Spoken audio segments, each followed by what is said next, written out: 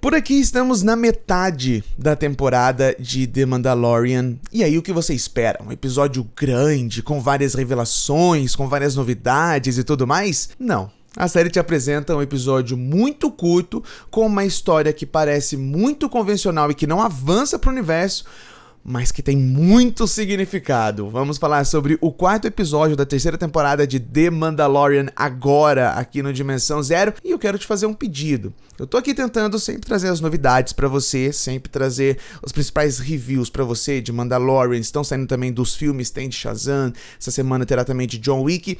Mas pra isso, pra eu continuar trazendo esse conteúdo pra você, eu queria pedir humildemente aqui a sua inscrição no nosso canal e também a sua curtida nesse vídeo. Isso não te custa absolutamente nada, mas me ajuda muito a continuar esse trabalho por aqui. Então, desde já, curta e se inscreva aqui no Dimensão Zero, que me ajuda muito, e bora falar sobre o quarto episódio de The Mandalorian.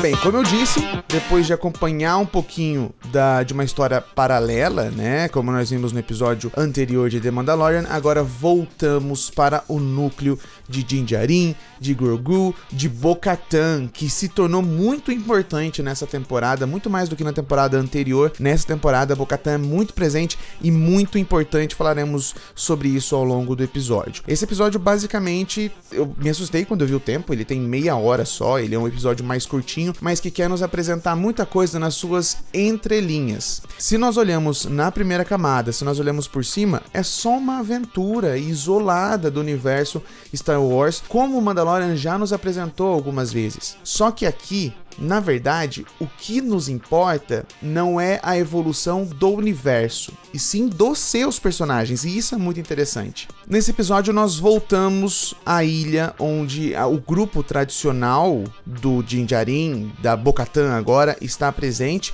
Bo-Katan parece já estabelecida nesse núcleo, parece já estabelecida nesse novo grupo, nesse grupo mais tradicional, coisa que ela rejeitava até um tempo atrás. E aqui nós temos basicamente um episódio muito simples que quer nos apresentar sobre os personagens. Então, nós conhecemos um pouquinho do presente, nós entendemos o que Din Djarin deseja para Grogu, ou seja, Din Djarin quer realmente que Grogu seja um Mandaloriano, esteja com eles ali, e ao mesmo tempo nós vemos um pouquinho daquele ecossistema, como eles vivem entre eles ali, como eles treinam e tudo mais. E parte importante desse episódio é o enjeitado, é aquele garoto que nós vimos há uns 2 episódios atrás, recebendo a bênção, recebendo o batizado ali dos Mandalorianos. Ele é capturado por um dragão. Se nos episódios anteriores nós tivemos uma ameaça natural vinda do mar, agora a ameaça natural surge do céu. Esse Mandaloriano é capturado por esse dragão, e então Din Djarin, Bo-Katan e outros Mandalorianos precisam partir em busca do resgate desse menino. E aí, o episódio levanta 2 pontos ao longo dele. Primeiramente, o passado de Grogu, que é muito explorado nesse episódio, e também sobre as motivações de Bo-Katan. No primeiro ponto que nós temos é o passado de Grogu. Aqueles flashbacks que nós víamos muito turvos e tudo mais sobre o que aconteceu com Grogu, onde ele estava no Templo Jedi e como aconteceu a invasão e tudo mais, agora é colocada em tela e em muito tempo pra você. Você vê o que aconteceu com ele, você vê com mais detalhes aqueles Jedi sendo derrubados pelas tropas, você vê mais da luta desses Jedi e como o Grogu, aquela criança, estava muito alheia àquela situação, dependendo de Jedi. É muito interessante visitar esse passado de Grogu, porque é algo que nós não tínhamos visto ainda. Todos os flashbacks eram muito picotados e muito turvos, e Grogu dessa vez tem realmente uma visão mais clara do seu passado, um flashback mais claro. Nós vemos essa destruição do Templo Jedi e dos membros Jedi, e nós vemos que Grogu, até um certo ponto, saiu da cidade dos Jedi com um Jedi. Mas pra onde esse Jedi foi, o que aconteceu com ele, eu acho que será interessante nos próximos episódios. Eu acho realmente que nós vamos conhecer mais, ter mais desses flashbacks nos próximos episódios da temporada. E sobre isso, sobre essa fuga, nós já víamos que tinha afetado muito o Grogu, só que nesse episódio fica muito claro, assim, que realmente esse momento afetou ele, né? O que aconteceu, ele sair de sua cidade, ele sair de sua doutrina, ele ser tirado disso tudo, o afeta muito até hoje, o que pode ser um grande bloqueio para sua evolução Jedi, o grande desafio de crescimento para ele. Mas ao mesmo tempo, ele encontra uma liberdade em Din Djarin. No começo do episódio, o que nós temos é um exemplo de treinamento entre eles, no caso um duelo entre o Enjeitado, o garoto batizado que nós vimos alguns episódios atrás, e o Grogu. E nesse momento que nós vemos isso, nós vemos Grogu em ação usando a força. Nos lembra muito, obviamente, Mestre Yoda, né? O estilo de luta é muito parecido com o Mestre Yoda, muito ágil e tudo mais, é bem interessante de se ver,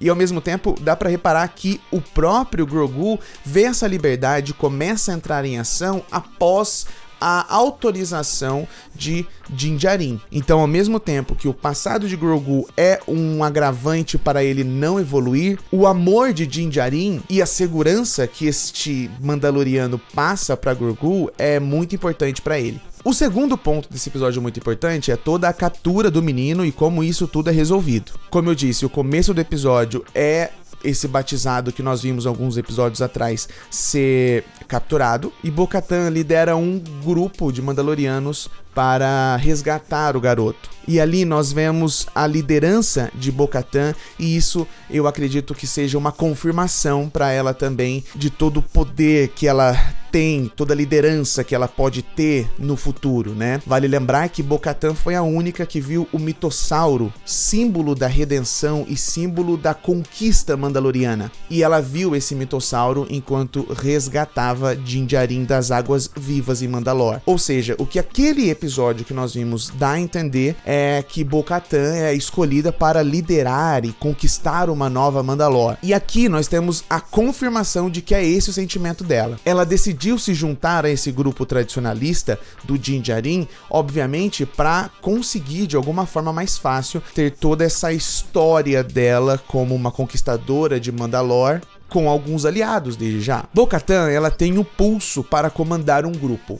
Isso é natural dela. Mas o que ela está fazendo até agora realmente é genuíno? Houve essa mudança de personalidade dessa personagem? Ou tudo isso que ela está fazendo é apenas acreditando que possa ser o certo? Que fazer o certo, por mais que não seja genuíno, é uma validação pro futuro dela. Isso é uma pergunta que acredito que os próximos episódios nos responderão. Ainda mais pelo fato de que Bo-Katan é sempre muito tempestiva e muito rebelde. Os outros episódios, as temporadas passadas nos mostram muito isso. Mas será que ela mudou realmente? Será muito interessante ver essa mudança, as traições que podem rolar, até com o próprio Din Djarin. É muito interessante ver isso, mas ao mesmo tempo é muito interessante ver essa validação que Bo-Katan tem a partir daquela visão que ela teve, a partir daquele ser que ela avistou e como ela mudou após isso. Ela segue a doutrina agora, por mais que não seja genuíno, e isso eu não estou afirmando, e sim colocando em xeque isso, ela segue a doutrina. Ela pergunta a Din Djarin como aquele povo come, sendo que não pode tirar o capacete. Ela quer estar na fé, ela dá peso à palavra da ferreira. E ao mesmo tempo nós vemos que a fé dela começa a crescer no final do episódio, quando ela ganha uma ombreira de Beskar feita pela ferreira e pede para gravar o mitossauro nessa ombreira. Uma soldada rebelde até alguns episódios atrás parece ter cedido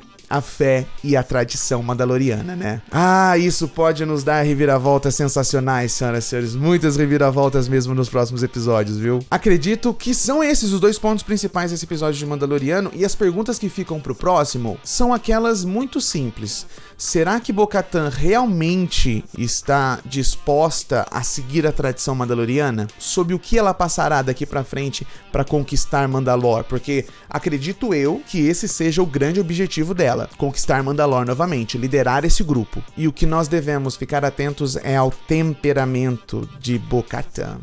Senhoras e senhores, novo episódio de Mandaloriano sai quarta-feira que vem. Esse é muito bom, assista, porque é aquele momento pé no chão que nós voltamos às origens de Mandaloriano, conhecendo mais sobre origens e tudo mais. É bem interessante, viu? Seguinte, não se esqueça de curtir, comentar, compartilhar esse vídeo com seus amigos. Comenta aqui o que você achou sobre esse episódio. Comenta o que você espera, caso você não tenha assistido ainda esse episódio de The Mandalorian. Tem muita coisa interessante ali. Eu adoro essa cultura de Mandaloriano. Em breve estamos de volta aqui no Dimensão Zero. Até mais. Tchau, tchau.